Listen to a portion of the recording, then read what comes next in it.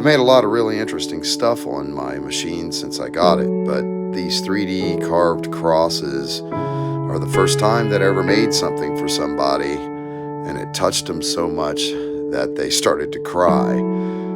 These come out amazing, especially carved in these exotic woods, and they become heirloom pieces. So yeah, it's the first time I ever made something for somebody and it brought them to tears. Kind of interesting.